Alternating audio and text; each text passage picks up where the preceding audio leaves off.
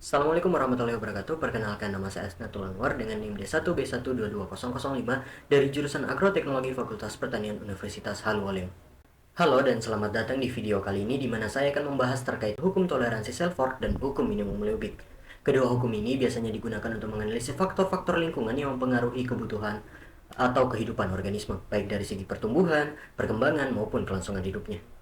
Kedua teori ini telah saya coba dan gunakan untuk menganalisis faktor-faktor lingkungan yang mempengaruhi kehidupan salah satu tanaman tomat yang ditanam di lahan 2 Fakultas Pertanian Universitas Haluoleo. Namun sebelum itu, kita perlu membahas terlebih dahulu apa sih itu hukum toleransi Selford dan hukum minimum Leubig. Kita mulai dari hukum minimum Leubig dulu. Jadi prinsip utama dalam hukum ini adalah bahwa pertumbuhan suatu organisme dikendalikan oleh sumber daya atau faktor yang paling langka, biasa juga disebut dengan faktor pembatas. Konsep ini diterapkan pertama kali oleh Justus von Liebig pada tahun 1840 untuk pertumbuhan tanaman. Teori ini biasanya dijelaskan dengan menggunakan gambaran sebuah tong yang sering disebut dengan tong Liebig. Hukum selanjutnya yaitu hukum toleransi Selford. Hukum ini diperkenalkan oleh Victor E. Selford dan menyatakan bahwa setiap organisme memiliki rentang toleransi untuk faktor-faktor lingkungan tertentu. Kurva toleransi Selford berbentuk lonceng dan menggambarkan hubungan antara intensitas faktor, lingkungan, dan kecocokan organisme. Terdapat 3 zona dalam kurva toleransi ini, yakni zona 1, zona optimum, di mana faktor lingkungan mendukung pertumbuhan dan reproduksi maksimal. 2, zona stres fisiologis, di mana organisme bertahan hidup dengan proses adaptasi. Dan zona ketiga yaitu zona intolerans, di mana organisme tidak dapat bertahan hidup lagi. Setelah mengetahui apa itu hukum toleransi Selford dan hukum minimum Leubig, sekarang saya bisa membahas analisis saya terkait faktor-faktor lingkungan yang mempengaruhi kehidupan tanaman yang telah saya pilih, yaitu tanaman tomat yang ditanam di lahan 2 Fakultas Pertanian Universitas Haluoleo. Tomat atau Solanum lycopersicum adalah tumbuhan dari keluarga terong-terongan, tumbuhan asli Amerika Tengah dan Selatan, dari Meksiko sampai Peru. Tomat merupakan tumbuhan siklus hidup singkat, dapat tumbuh setinggi 1-3 meter. Tumbuhan ini memiliki buah berwarna hijau, kuning, dan merah yang biasanya dipakai baik sebagai sayur dalam masakan atau dimakan secara langsung tanpa diproses. Tanaman tomat memiliki cara tumbuh sebagaimana tanaman lainnya. Cara tumbuh inilah yang saya gunakan dan jadikan dasar dalam proses analisis saya. Cara tumbuh tersebut mencakup suhu, kelembapan, cahaya, ketinggian, curah hujan, air, dan pH tanah. Faktor-faktor ini yang akan kita lihat kesesuaiannya dengan lingkungan tempat tumbuh tanaman tomat yang saya amati.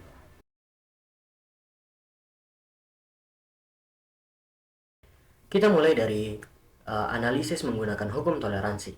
Syarat tumbuh dapat dikatakan merupakan salah satu bagian dari hukum toleransi. Syarat tumbuh yang ditunjukkan adalah kondisi yang dibutuhkan tanaman tomat untuk dapat tumbuh secara optimal. Jika kondisi lingkungan melebihi atau kurang dari rentang optimal, maka tanaman dapat mengalami stres atau bahkan bisa mati. Faktor pertama yaitu suhu.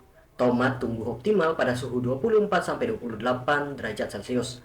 Sementara suhu rata-rata Kendari pada tahun 2021 adalah 23-27 derajat Celcius. Dan suhu ini cukup sesuai dengan suhu yang dibutuhkan tanaman tomat.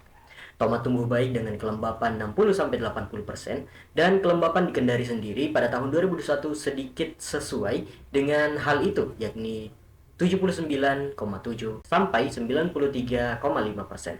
Lama penyinaran yang ideal bagi tanaman tomat yaitu 10-12 jam dan kondisi Kendari adalah kurang lebih 8-10 jam penyinaran. Cukup sesuai saya kira. Tanaman tomat dapat tumbuh pada ketinggian 0-1250 meter dari permukaan laut dan Kendari sendiri berada di ketinggian 3-30 meter dari permukaan laut. Jadi cukup masuk dalam rentang tersebut. Curah hujan yang baik bagi tomat adalah 750 sampai 1250 mm per tahun. Di sisi lain, Kendari pada tahun 2023 curah hujannya mencapai 1335,10 mm dan ini sedikit melewati rentang atas dari syarat tumbuh tanaman tomat. Kondisi tanah yang disukai oleh tomat adalah tanah dengan kondisi yang tidak kering namun juga tidak becek. Dilihat dari kondisi lingkungan tempat tumbuh tanaman tomat yang saya pilih, kondisinya tidak sesuai karena cenderung kering, bahkan ketika hujan, tinggi sekalipun karena struktur tanah yang padat dan permukaan lahan yang cenderung miring, tanah tersebut tetap dalam kondisi kering. Faktor terakhir yaitu pH tanah. pH tanah sendiri ini belum dapat saya pastikan karena pengukurannya sendiri membutuhkan peralatan khusus. Namun menilai dari lingkungan sekitarnya yang banyak ditumbuhi oleh tanaman senggani atau Melastoma malabatricum, saya menduga tanahnya cenderung masam.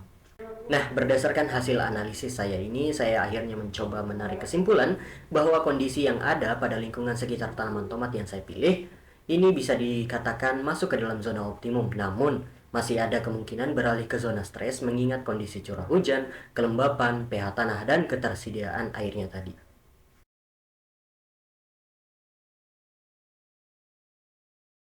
Hukum ini kurang lebih dapat digunakan dengan melihat faktor atau sumber daya paling langka yang terdapat pada lokasi tumbuhnya tomat tersebut.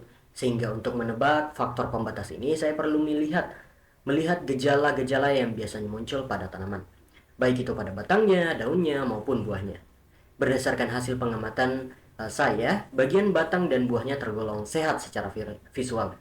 Sementara daunnya memiliki bercak-bercak kecoklatan. Setelah saya amati lebih lanjut, bercak ini lebih seperti gejala penyakit dan bukan gejala akibat kekurangan unsur hara. Sehingga saya beralih ke gejala lain yang muncul, yaitu beberapa tepi daun tomat yang sedikit menggulung ke dalam. Saya duga hal ini berhubungan dengan kebutuhan airnya.